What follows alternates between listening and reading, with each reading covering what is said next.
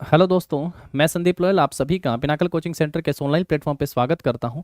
I hope आप सब बहुत अच्छे होंगे और अपने एग्जाम की बढ़िया तैयारी भी कर रहे होंगे। तो एक बार फिर से आप सभी के बीच पिनाकल पब्लिकेशन की 5000 TCS MCQ Delhi police exam special GS book के वीडियो सॉल्यूशन के साथ तो चलेगा अपनी क्लास को शुरू कर लेते हैं। और हम लोग पढ़ रहे हैं स्टैटिक जीके और आजकल हर एग्जाम में स्टैटिक जीके का रोल सबसे ज़्यादा है। और दिल्ली पुलिस में आप सबको पता होगा कि जीएस जो है वो 50 क्वेश्चन जो है दिल्ली पुलिस में आने वाले हैं और स्टैटिक जीके के 1/3 के आसपास क्वेश्चन जो है एग्जाम में पूछे जाते हैं। क्लास में देखिएगा, सबसे पहले हम लोग 1050 नंबर क्वेश्चन तक अपने क्लास में पढ़ चुके हैं। आगे बढ़ते हैं, 1051 नंबर क्वेश्चन से क्लास की शुरुआत करते हैं। और वर्ल्ड वाइड जीके से क्वेश्चन जो टीसीएस में पूछे गए हैं उनको हम लोग यहाँ से कर रहे हैं। Name the capital of Mongolia. Mongolia की राजधानी पूछी हुई है। मंगोलिया की राजधानी का नाम बताएं। पहला उलान बटोर, डारखान, बिस्केक, ताशकंद। ताशकंद तो आप सबको पता हो कि किसकी राजधानी होगी, उज्बेकिस्तान की। उज्बेकिस्तान की राजधानी जो है क्या हो गई दोस्तों, उज्बेकिस्तान की राजधानी ताशकंद। ताशकंद समझौता हुआ था, लाल बहादुर शास्त्री गए थे ताशकंद समझौता। उलान मंगोलिया की राजधानी क्या हो गई दोस्तों, मंगोलिया की राजधानी, तो मंगोलिया की राजधानी हो गई है उलान बटोर, मंगोलिया की राजधानी हो गई है। बिस्केक जो राजधानी है किसकी होगी, किर्गिस्तान की।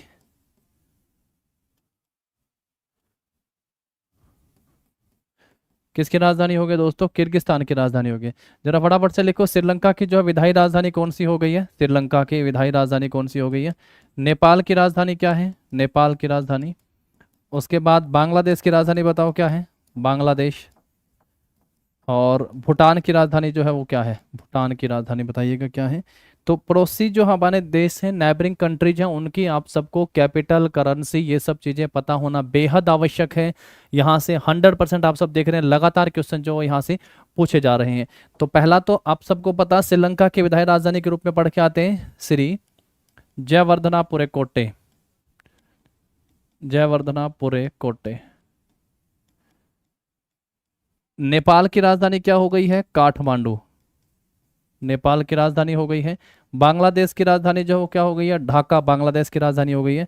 और भूटान की राजधानी जो क्या हो गई दोस्तों, थिम्पू, थिम्पू जो है भूटान की राजधानी हो गई है, थिम्पू, ध्यान रखेंगे आप।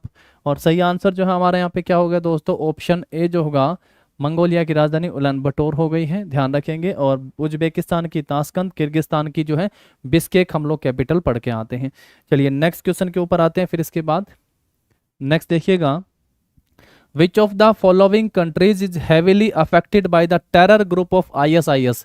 निम्नलिखित में से कौन सा देश आईएसआईएस आतंकी समूह से अत्यधिक प्रभावित है।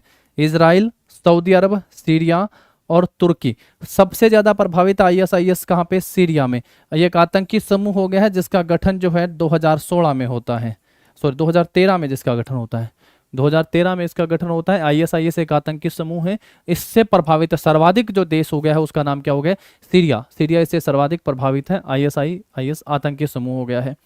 नेक्स्ट क्वेश्चन के ऊपर आते हैं फिर इसके बाद। नेक्स्ट देखिएगा, the only country in the world whose flag is not a square और रेक्टेंगल। एक ही देश है जिसका जो राष्ट्रीय ध्वज है ना ही तो एक स्क्वेयर है ना ही एक रेक्टेंगल है। भारत का आप सबको पता होगा, इंडिया का फ्लैग जो एक रेक्टेंगुलर फ्लैग हो गया है, जिसकी अगर लेंथ और ब्रेड्थ का रेशियो अगर पूछा जाता है तो 3:2 में है। किस रेशियो में, 3:2 में हो गया है। दुनिया का एकमात्र देश जिसका ध्वज जो है ना ही तो वर्गाकार है ना ही आयताकार है, ना ही वर्गाकार ना ही आयताकार, वो देश कौन सा हो गया है भाई, कौन सा देश है, पाकिस्तान का है, चीन का है, श्रीलंका का है, नेपाल का है। त्रिकोणीय हो गया, ट्रेंगुलर टाइप हो गया है इसका। आप लोग जरा एक बार इमेज देख लीजिएगा, ठीक है। ध्वज वर्गाकार या आयताकार नहीं है तो किस देश का नहीं है, नेपाल का नहीं है। ट्रेंगुलर टाइप या क्या बोलते हैं, त्रिकोणीय टाइप जो है ये देश का ध्वज हो गया नेपाल का। चलिए आगे बढ़ते हैं फिर हम लोग इसके बाद नेक्स्ट क्वेश्चन के ऊपर आते हैं। देखिए, the only one of these neighbours of India that does note, फिर से नोट में, ज्यादातर मैंने कहा था हमेशा क्वेश्चन जो नोट में पूछे जाने लगे आजकल।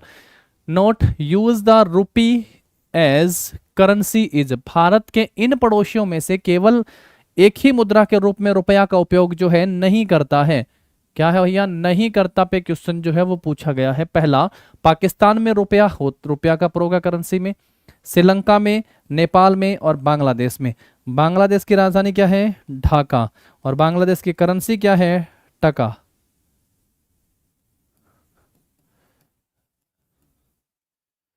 टका जो है करेंसी हो गई है। नेपाल की काठमांडू हो गई है राजधानी। चलिए नेक्स्ट क्वेश्चन के ऊपर चलते हैं। इसलिए मैंने कहा ना, जो कम से कम जो हमारे देश के पड़ोसी देश हो गए हैं, उन सब की करेंसी, उन सब की कैपिटल आप सबको पता हो, ऐसे क्वेश्चन यहाँ से अब एग्जाम में लगातार पूछे जा रहे हैं। नेक्स्ट देखिएगा क्वेश्चन क्या है। कैंडी, जाफना और and Galle are all town situated in which of the following countries. Kandy, Jaffna और गाले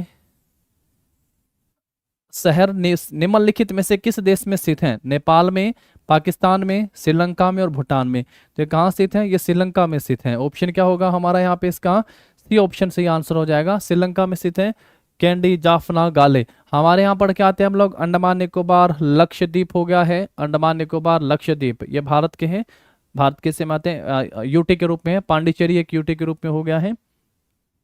जाफना ध्यान रखना है आप सबको, ये श्रीलंका के साथ हो गया है। नेक्स्ट क्वेश्चन के ऊपर आते हैं इसके बाद हम लोग। नेक्स्ट देखिएगा, कुछ एक क्वेश्चन हमारे यहाँ थोड़े कंप्यूटर के आ रहे हैं, कंप्यूटर में हम लोग इनको पढ़ लेते हैं। मैं कोशिश करता हूँ कि कुछ एक चीज़ों को आप सबको कंप्यूटर के यहाँ पे आप सबको साथ साथ बताता चलूंगा, ठीक है दोस्तों। कंप्यूटर में अब यहाँ से कंप्यूटर में क्या पूछा है हम सबसे, how much time does a computer built by Google take to perform a computation making it the fastest computer to reach quantum supremacy. Google द्वारा निर्मित कंप्यूटर को संगणना यानी कंप्यूटर को कैलकुलेशन करने में कितना समय लगता है, जो कि इसे क्वांटम सर्वोच्चता तक पहुंचाने वाला सबसे तेज कंप्यूटर जो है वो बनता है। कितना समय लगता है? 400 सेकंड, 300, 200 और 500। इसको तो सिंपल भैया आपको, क्योंकि डाटा है वन लीनियर टाइप, आप इसको याद करना पड़ेगा, ठीक है। ऑप्शन क्या हो जाएगा हमारा? सी सही आंसर हो जाएगा। गूगल द्वारा निर्मित कंप्यूटर को संगणना करने में 200 सेकंड का समय लगता है, जो कि इसे क्वांटम सर्वोच्चता तक पहुंचाने वाला सबसे तेज कंप्यूटर जो है वो बन गया है। भारत का सुपर कंप्यूटर पढ़ के आते हैं हम लोग, प्रत्युष। क्या नाम है? प्रत्युष सुपर कंप्यूटर हो गया है भारत का, प्रत्युष सुपर कंप्यूटर। और ये जो मौसम विज्ञान है, मौसम विज्ञान का मुख्यालय कहाँ पे? दिल्ली में है। और जलवायु वाला कहाँ पे हो गया? पुणे में। तो इसका वहां पे लगाया गया जलवायु में, कहाँ पे? पुणे में। किसने लगाया था भैया? हर्षवर्धन, डॉक्टर हर्षवर्धन ने जो है इसको स्थापित किया था। प्रत्युष सुपर कंप्यूटर हो गया है भारत का। चलिए आगे बढ़ेंगे फिर हम लोग इसके बाद नेक्स्ट क्वेश्चन के ऊपर आएंगे। नेक्स्ट देखिएगा क्या लिखता है। कंप्यूटर में काफी बड़ी बड़ी स्टेटमेंट है यहाँ पे, है ना। Which of the following is a network of devices such as smartphone, wearable devices, home appliances and vehicles connected to the internet which enables these to connect and exchange data। Simple सा question है।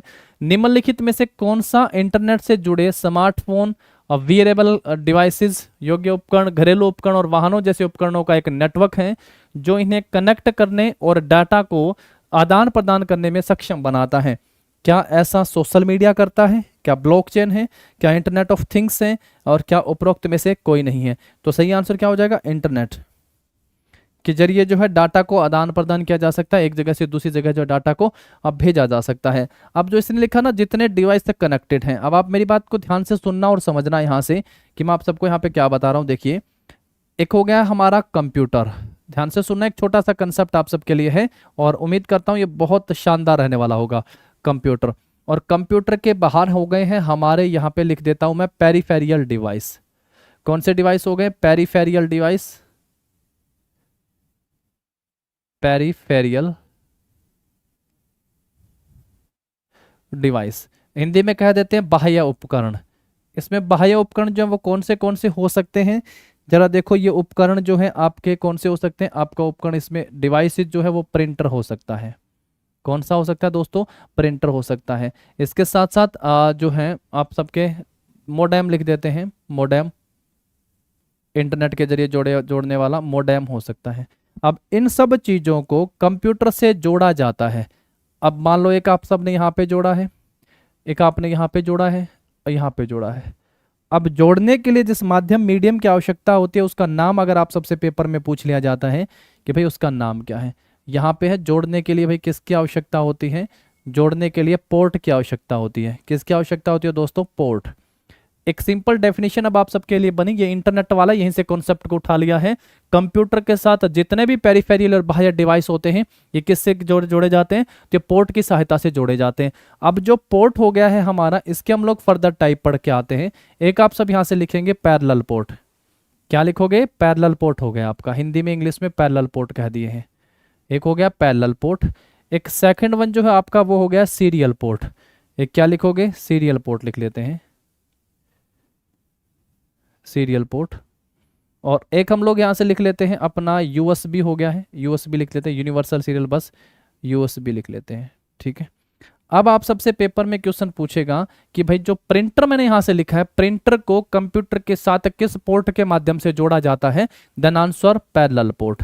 ये P से parallel बना, P से printer बना, तो printer को किस पोर्ट के जरिए जोड़ा जाता है, तो आंसर क्या करोगे, पैरेलल पोर्ट के जरिए जोड़ा जाता है। दूसरा पॉइंट क्या लिखोगे, इसकी डाटा ट्रांसफर ज्यादा होता है, high data transfer, data transfer की स्पीड क्या होती है इसकी, ज्यादा होती है, डाटा ट्रांसफर की स्पीड क्या होती है, ज़्यादा होती है भाई, इसकी डाटा ट्रांसफर स्पीड ज़्यादा हो गई है।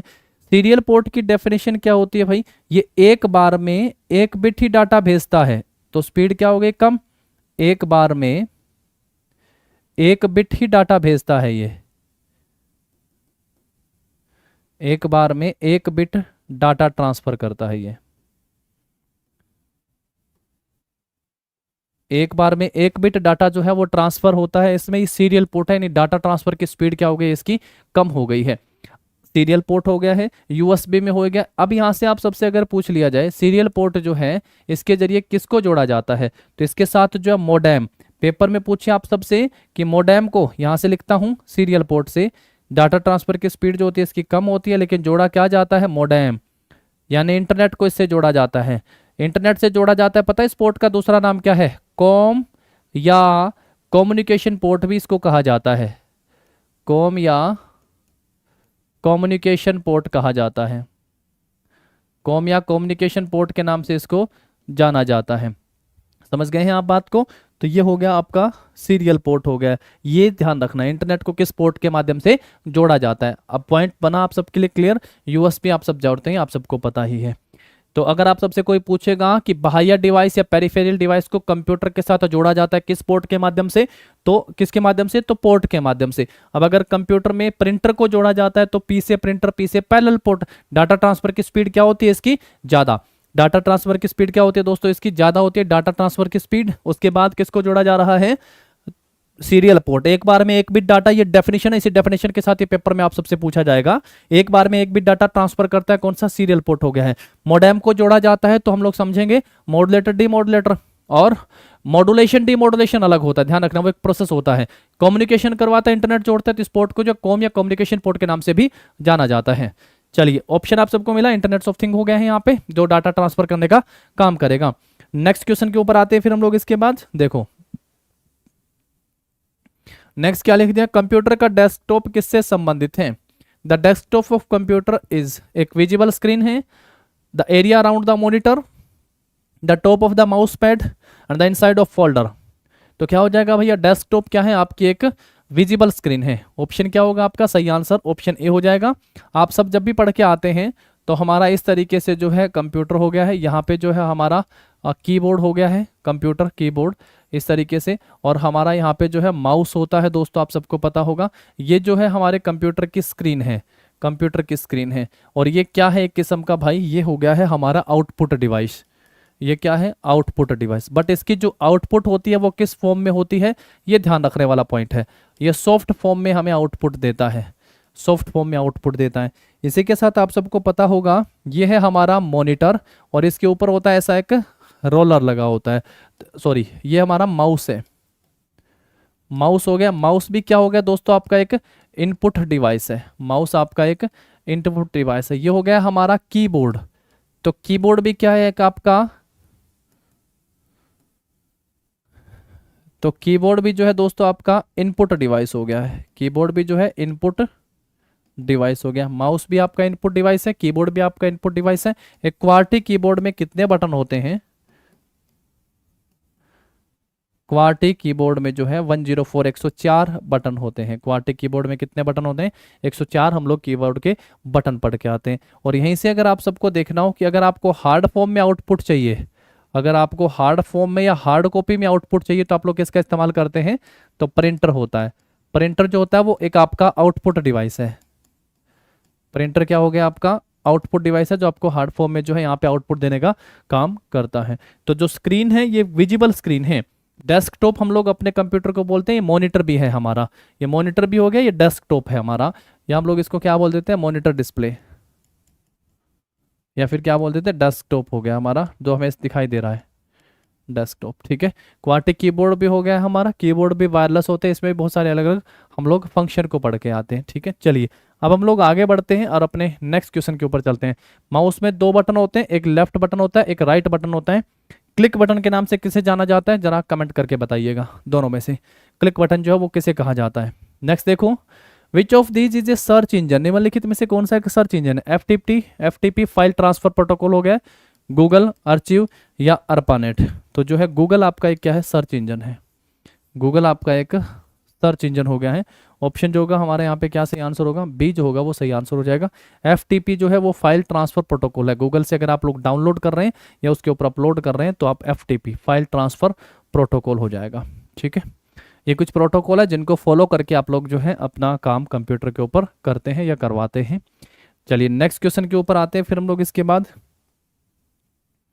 नेक्स्ट है, what does the full form of CPU, CPU stands for, CPU का फुल फॉर्म क्या हो गया है, ये बहुत आसान है भाई, cute people, Commonwealth, computer parts, central processing unit. जिसको थोड़ा सा भी सी का भी पता है वो इस क्वेश्चन का आसानी से आंसर कर देगा। सीपीयू की फुल फॉर्म, एफटीपी की फुल फॉर्म कंप्यूटर टर्मिनोलॉजी में हमसे काफी सारी पूछता, अभी बताया ना मैंने आप सबसे।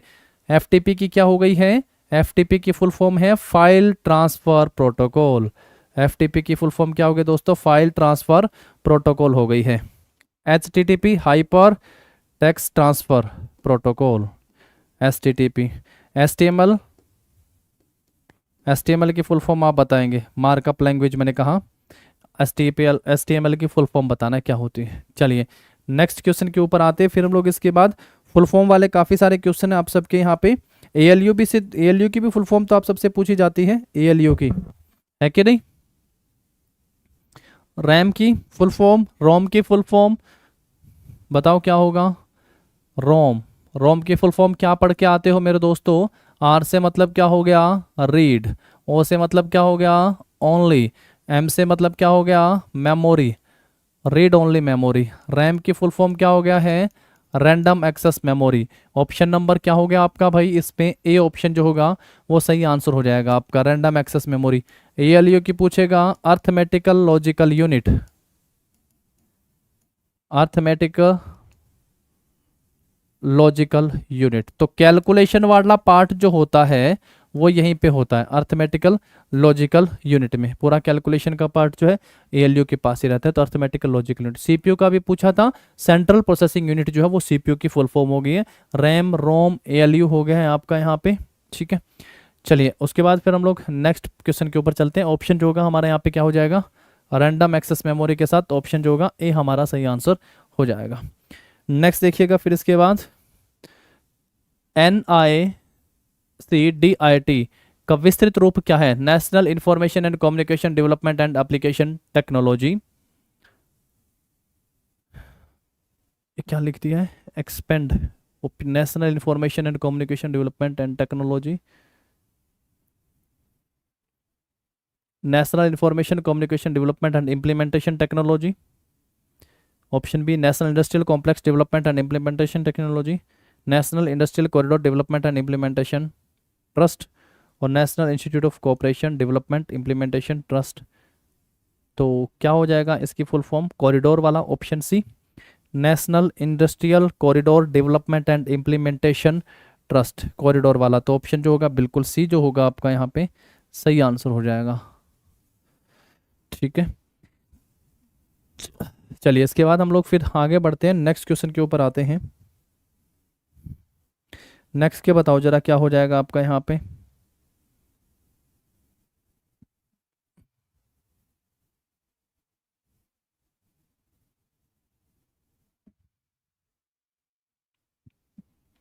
भारत में चुनावी सुधारों के संदर्भ में वीवीपैट पढ़ के आ चुके हो। वीवीपैट के full form voter verified, last time use हुई थी ना। वैसे मतलब क्या हो गया है, voter verified paper audit trail है। तो यहाँ पे पूछा टी का मतलब क्या हो जाएगा, तो ऑप्शन क्या हो जाएगा भैया, सी सही, बी सही आंसर हो जाएगा, वोटर वेरीफाइड। तो टी से मतलब पूछा हुआ आपका वीवीपैट के अंदर, तो टी का मतलब क्या हो गया, ट्रेल हो गया, वोटर वेरीफाइड। तो ऑप्शन जो होगा हमारा यहाँ पे बी सही आंसर हो जाएगा। और ये जो है चुनावों से संबंधित है, इलेक्शन से संबंधित होगा, इलेक्ट्रोल से। तो आप सबको पता हो कि इलेक्शन कमीशन का गठन कब हुआ था, इलेक्शन कमीशन, इलेक्शन कमीशन का गठन कब होता है, तो ये हुआ था 25 जनवरी 1950 को। 25 जनवरी को जो है वोटर्स डे के रूप में मनाया जाता है, वोटर्स डे जो मनाया जाता है। 1950 जो हो गया है इसका टोल फ्री नंबर हो गया है, 1950 जो होगा क्या होगा दोस्तों, टोल फ्री नंबर हो जाएगा। और वर्तमान में जो है इलेक्शन कमिश्नर ऑफ इंडिया कौन है, राजीव कुमार। पहले कौन थे, सुकुमार सेन थे। चलिए ऑप्शन बी हो जाएगा हमारा सही आंसर इस क्वेश्चन का। नेक्स्ट क्वेश्चन के ऊपर आते हैं, फिर हम लोग इसके बाद आगे बढ़ते हैं। देखो जरा नेक्स्ट क्या लिखता है, the word UNCITRAL stands for United nation commission on international trade law, United nation committee, United nation committee on international trade and law, United Nations commission on international trade law. United nation, national, Nations है कि national है, national दे रखा है, United Nations, national नहीं होगा, राष्ट्रीय होता है, नेशंस राष्ट्र। तो यूनाइटेड नेशंस होगा, नेशनल तो नहीं होगा, यूनाइटेड नेशंस कमेटी नहीं, कमीशन होगा, और इंटरनेशनल ट्रेड लॉ। तो ऑप्शन क्या हो जाएगा हमारा यहाँ पे, डी इसका सही आंसर हो जाएगा। ट्रेड से संबंधित मैंने कई बार आप सबको बताया, ट्रेड एंड टैरिफ के लिए जो हमारे पास है गैट आया था सबसे पहले 1948 में, गैट में। और कितने संस्थापक जो सदस्य थे जिन्होंने साइन करे थे, कितना पढ़ के आते हैं, 23 पढ़ के आते हैं। गैट जो है वो पूर्ववर्ती संस्था के रूप में पढ़ के आए थे आप सब, कि ये पूर्ववर्ती संस्था थी, किसकी पूर्ववर्ती संस्था के रूप में पढ़ के आए थे, तो आंसर कर दोगे सर ये पूर्ववर्ती संस्था हो गई थी किसकी, WTO की, वर्ल्ड ट्रेड ऑर्गेनाइजेशन। तो इसका गठन जो है वो कब हो गया था, 1 जनवरी 1995 को जो है इसका गठन हुआ था। अगर आप सबसे पूछे इसके सदस्य टोटल कितने थे, तो आंसर कर देंगे 164 जो है इसके टोटल सदस्य हो गए। और इसका मुख्यालय अगर आप सबसे पूछेगा हेडक्वार्टर, तो आंसर क्या करेंगे भैया, जेनेवा, जेनेवा जो है इसका मुख्यालय हो जाएगा, जेनेवा। ठीक है, चलिए नेक्स्ट क्वेश्चन पे चलेंगे फिर। ऑप्शन डी जो होगा हमारा यहाँ पे इस क्वेश्चन का सही आंसर हो जाएगा। अगले क्वेश्चन के ऊपर आते हैं। देखिए क्या लिखता है, बैंकिंग क्षेत्र के संदर्भ में IFSC कोड होता है ना हर एक बैंक का, तो एफ का मतलब क्या है, in the context of the banking sector what does F stands for in IFSC। आई का मतलब क्या हो गया है, इंडियन, आई का मतलब इंडियन। एफ का मतलब क्या हो गया, फाइनेंशियल, क्योंकि बैंकिंग से संबंधित है, फाइनेंशियल हो गया है। एस का मतलब सिस्टम, और सी का मतलब क्या हो गया, code. Indian financial system code IFSC code होता है किसी भी बैंक का, तो ये फिस्कल फाइनेंशियल। तो ऑप्शन क्या हो जाएगा हमारा यहाँ पे दोस्तों, डी सही आंसर हो जाएगा।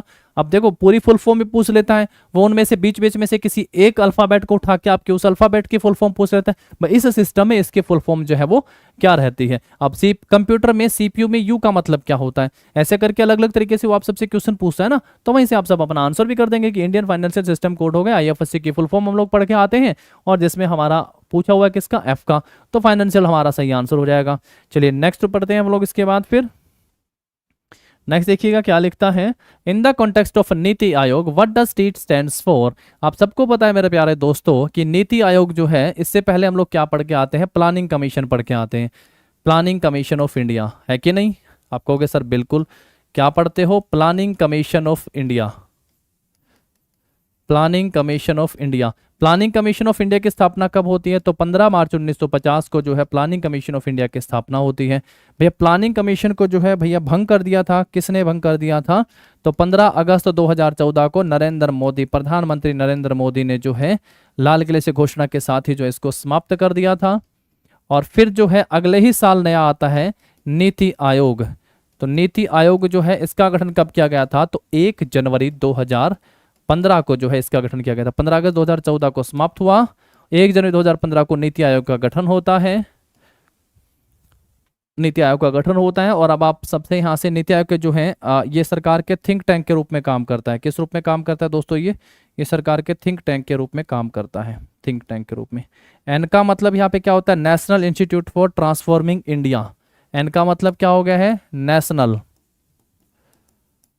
आई का मतलब क्या हो गया है, institution, national institute of transforming. T का मतलब क्या हो गया है, ट्रांसफॉर्मिंग। और आई का मतलब क्या हो गया है, India, India, national institute of transforming India. ये जो होगा आपका नीति आयोग की फुल फॉर्म हो गई है, नीति आयोग। तो अब आप सबको यहाँ से पूछा हुआ है टी का मतलब क्या हो गया, travel training to transform. NITI Aayog का मतलब क्या हो गया, to transform, national institute to transform transforming India. तो ध्यान रखेंगे नीति आयोग, नीति आयोग बना कब था, 1 जनवरी 2015 को बनता है। नीति आयोग के अध्यक्ष और प्लानिंग कमीशन के अध्यक्ष कौन होते हैं, तो प्रधानमंत्री जो है इसके अध्यक्ष होते हैं। दोनों ही तरीके में अगर आप सबसे कभी पूछेगा तो अध्यक्ष के रूप में क्या ध्यान रखोगे, प्रधानमंत्री।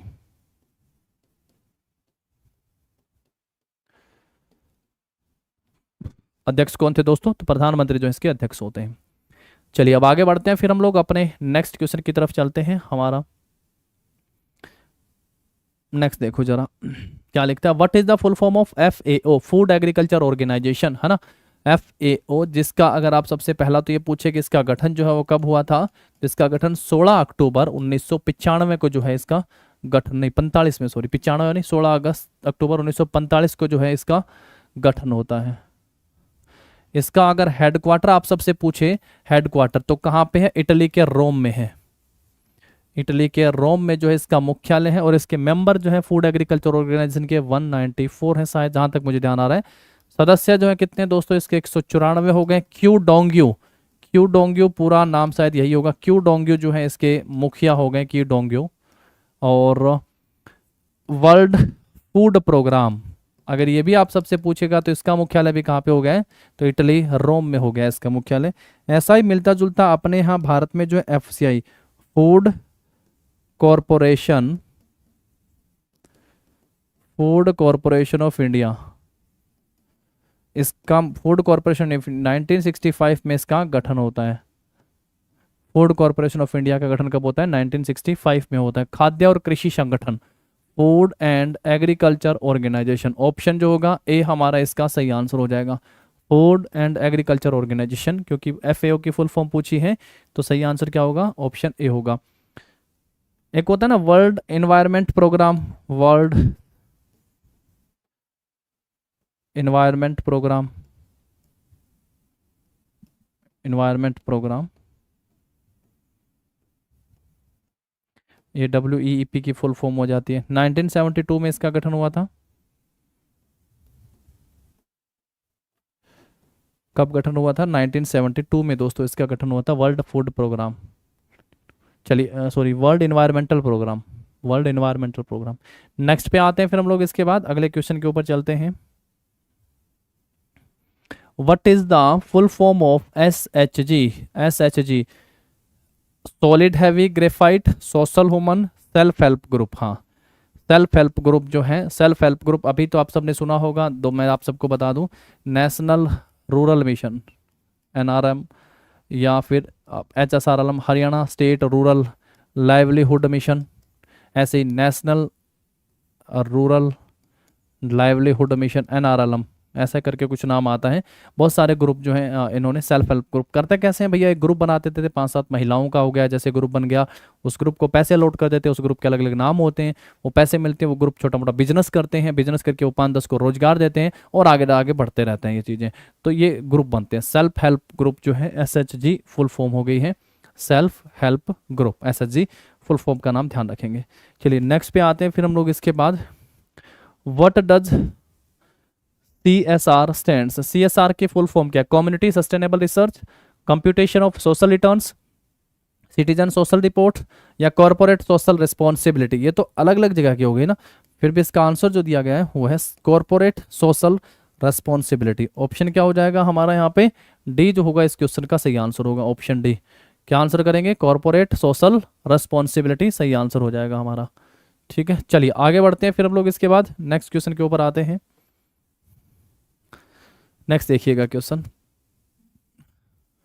What is the full form of NITI Aayog. अभी पीछे तो हम लोगों से पूछा था कि नीति आयोग में जो है टी का मतलब क्या था, तो ट्रांसपोर्ट नाम था। अब हम सबसे पूरी कंप्लीट फुल फॉर्म पूछ रहे हैं। क्या लिखता है यहाँ से, क्या लिख दिया है, नए इंडिया की तरक्की। अच्छा, national institute for transform in India और national institution for transforming India. तो national institution for transforming India, transport नहीं होगा, ट्रांसफॉर्म होगा। तो ट्रांसपोर्ट से ऑप्शन बी कट जाएगा, ट्रांसफॉर्मिंग से जो होगा ऑप्शन सी सही आंसर हो जाएगा।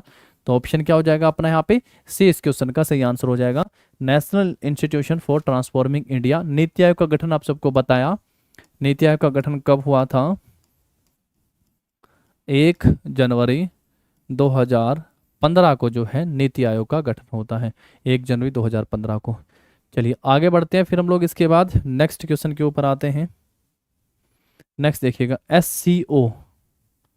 SCO क्या है भैया, SCO single country solar Shanghai corporation. तो SCO जो है संघाई कोऑपरेशन ऑर्गेनाइजेशन हो गए, संघाई सहयोग संगठन हिंदी में बोल देते हैं। हिंदी में क्या कह देते हैं, संघाई सहयोग, संघाई सहयोग संगठन, संघाई सहयोग संगठन, ये SCO की फुल फॉर्म हो गई है। हेडक्वार्टर अगर आप सबसे पूछेगा तो बीजिंग में इसका मुख्यालय हो गया है। हेडक्वार्टर कहाँ पे हो गया दोस्तों, बीजिंग में। संघाई सहयोग संगठन मुख्यालय पूछेगा, बीजिंग। SCO की फुल फॉर्म हो गई है। हमारा ऑप्शन क्या हो जाएगा यहाँ से, इसका सी जो ऑप्शन होगा वो इस क्वेश्चन का सही आंसर होगा। देख सकते हो आप सब, ऑप्शन सी संघाई सहयोग कंसर्न। वैसे हम सबसे पूछता ना ADB, ये जो हम पढ़ के आते हैं ADB, एशियाई development bank, Asian development bank, Asian development bank हो गया है। ऐसे ही आपने देखा होगा NDB आया था, NDB new development bank, new development bank, ये किसकी फुल फॉर्म हो गई है, NDB की फुल फॉर्म होगी। ADB Asian development bank, NDB new development bank, और SCO की संघाई सहयोग संगठन, ध्यान रखेंगे। आगे बढ़ते हैं, फिर हम लोग इसके बाद नेक्स्ट क्वेश्चन के ऊपर आते हैं। नेक्स्ट देखिएगा, संयुक्त राष्ट्र के SDG का पूर्ण रूप क्या है, sending disaster goals, sustainable development goals, solar development goals, none of the above. तो भैया कल भी पढ़ाए थे, सस्टेनेबल डेवलपमेंट गोल है, 17 हम लोग कल पढ़ के भी आए थे संयुक्त राष्ट्र के। तो ऑप्शन क्या हो जाएगा हमारा यहाँ पे इस क्वेश्चन का जो है बी इसका सही आंसर होगा। और ये कब किए गए थे भाई, ये 24 जून, नहीं डेट मुझे एक्चुअल में इसमें की डेट क्या होगी, सस्टेनेबल डेवलपमेंट गोल्स जो यहाँ पे जारी किए गए थे संयुक्त राष्ट्र के द्वारा, हाँ सही है, 2016 ही है, 2016 में। और टोटल गोल कितने थे, ये गोल थे 17, लास्ट टाइम बताए थे आप सबको। और ये गोल टारगेट जो कब तक रखा गया था, 2030 तक इन 17 गोल को अचीव करने का टारगेट था। तो ये अलग अलग गोल थे, मैंने कहा था कि एक बार आप लिस्ट को जरूर देख लीजिएगा। 2016 में 17 गोल SDG सस्टेनेबल डेवलपमेंट गोल हो गए किसके, यूनाइटेड नेशन के। तो यूनाइटेड नेशन जिसका गठन कब होता है, 24 अक्टूबर 1945 को इसका गठन होता है। चलिए आगे बढ़ते हैं, फिर हम लोग इसके बाद अपने नेक्स्ट क्वेश्चन के ऊपर चलते हैं। नेक्स्ट देखिएगा क्या पूछे हैं आप सबसे, what is the full form of MSP। MSP दी जाती है ना फसलों के ऊपर, फसलों पे MSP भी निम्न कम से कम इतने पैसे में तो सरकार खरीदेगी, इससे ज़्यादा कहीं और खरीद रहा है तो बेशक MSP चाहिए, आज हर एक फसल पे होनी चाहिए भाई किसानों के लिए। MSP का फुल फॉर्म क्या है, maximum sample produce, most sample, minimum support price. Minimum support price जो है MSP की फुल फॉर्म है यहाँ पे। ऑप्शन क्या हो जाए, बहुत सिंपल सा क्वेश्चन था ये तो। ऑप्शन क्या हो गया हमारा यहाँ पे दोस्तों, सी जो होगा इस क्वेश्चन का सही आंसर होगा, MSP मिनिमम सपोर्ट प्राइस हो गया है।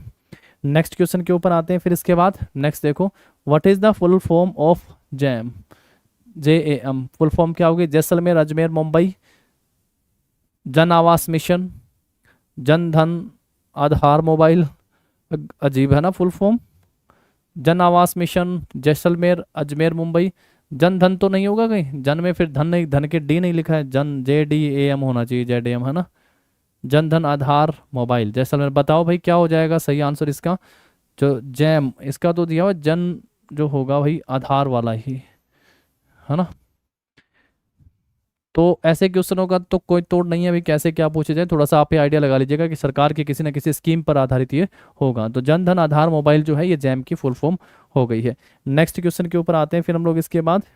नेक्स्ट देखो, in Kandariya Mahadev temple dash was the place of ritual worship where only the king and his family members and the priest use to gather. Kandariya Mahadev मंदिर कहाँ पे है? कंदरिया महादेव मंदिर है सर मध्य प्रदेश में। कंदरिया महादेव मंदिर कहाँ पे हो गया आपका? मध्य प्रदेश में हो गया है। डैश में अनुष्ठानिक पूजा का एक स्थान है जहाँ केवल राजा और उनके परिवार के लोग जो है, लोग और पुजारी जो है एकत्रित होते हैं। कहाँ पे होते हैं? गर्भगृह में होते हैं। खजुराहो का मंदिर, एक लिखे खजुराहो का मंदिर, पढ़ा आपने? खजुराहो, खजुराहो का मंदिर जो है ये कहाँ पे है? मध्य प्रदेश में। खजुराहो का मंदिर कहाँ पे हो गया? मध्य प्रदेश में, ध्यान रखेंगे। और चंदेल शासकों के द्वारा जो इसको बनवाया गया था। किसके द्वारा बनाया गया था? चंदेल शासकों के द्वारा बनवाया गया था। अब जो मंदिर होते हैं, मंदिर में कुछ टर्मिनोलॉजी होती हैं, जैसे लिखा हुआ गर्भगृह, गर्भगृह अंत, महामंडप हो गया ये, महामंडप। तो और अंतराल और आमलक, ठीक है। जहाँ पे मूर्तियां रखी जाती हैं पुजारी वहीं पे जाते हैं, और राजा महाराजा बाहर से पूजा थोड़ी करेंगे। ये कहाँ से पूजा करेंगे? गर्भगृह से पूजा करेंगे। ऐसी मैंने हमेशा कहा, गोपुरम जरूर ध्यान रख लीजिएगा, गोपुरम। अब ये गोपुरम जो है ये क्या होता है? दक्षिण भारत के मंदिरों का प्रवेश द्वार है, जिसे गोपुरम कहा गया है। दक्षिण भारत के मंदिरों का प्रवेश द्वार, मंदिरों का प्रवेश द्वार जो उसे क्या कहा गया है? गोपुरम। दक्षिण भारत के मंदिरों का प्रवेश द्वार क्या कहलाता है दोस्तों? गोपुरम कहलाता है, ठीक है। चलिए फिर ये हो गया हमारा यहाँ से लास्ट वन क्वेश्चन। ये ध्यान रखने भाई आप सबको, क्योंकि अब जो हमारा टॉपिक स्टार्ट हो रहा है ना, वो धार्मिक स्थल से टॉपिक स्टार्ट हो रहा है। धार्मिक रिचुअल जो प्लेसेज है भारत में, अलग अलग मंदिरों के बारे में हम लोग यहाँ से पढ़ेंगे। धार्मिक स्थान से क्वेश्चन हमारे स्टार्ट हो रहे हैं, ठीक है। जो कि कंदरिया महादेव मंदिर जो खजुराहो में चंदेल शासकों के द्वारा बनवाया गया था, तो इसी में नाम आता है आपका धनदेव करके, जिन्होंने बनवाया था। खैर कोई बात नहीं, डिटेल हम लोग आगे पढ़ेंगे इन सभी क्वेश्चनों की। नेक्स्ट जो हमारी क्लास रहने वाली है वो धार्मिक स्थान से रहने वाली है। तो आज हम लोग इस क्लास में अपना यहीं तक रखते हैं क्वेश्चनों को। नेक्स्ट क्लास में आएंगे, फिर उसके बाद हम लोग यहाँ पे आगे बढ़ेंगे। और 2-3 मंदिर मैं आप सबको यहाँ पे बता देता हूँ जिनका आप सबको ध्यान रख लेना है। जैसे एक हो गया आपका लिंगराज मंदिर। कौन सा हो गया है? लिंगराज मंदिर। कहाँ पे है? ये उड़ीसा के भुवनेश्वर में है। ये कहाँ पे है दोस्तों? ये हो गया भुवनेश्वर। लिंगराज मंदिर कहाँ पे हो गया? भुवनेश्वर में। और यह है कहाँ पे? उड़ीसा में है। और कोणार्क का सूर्य मंदिर जो है ये भी कहाँ पे है? ये भी उड़ीसा में है। कोणार्क का सूर्य मंदिर, सन टेम्पल, ठीक है। तो ऐसे करके हम लोग पढ़ के आएंगे बहुत सारे। आप सबके लिए क्वेश्चन हो गया है कि बताइएगा कि बृहदेश्वर मंदिर जो है ये भारत के किस राज्य में है? बृहदेश्वर मंदिर का बताना आप सबको। नेक्स्ट क्लास में यहीं से क्लास को स्टार्ट करेंगे और क्वेश्चनों को आगे बढ़ाएंगे, और धार्मिक स्थल से जितने भी क्वेश्चन यहाँ से बनते हैं जो कि दिल्ली पुलिस एग्जाम में पूछेंगे उनको हम लोग यहाँ से कंप्लीट करेंगे। Thank you and wish you all the best.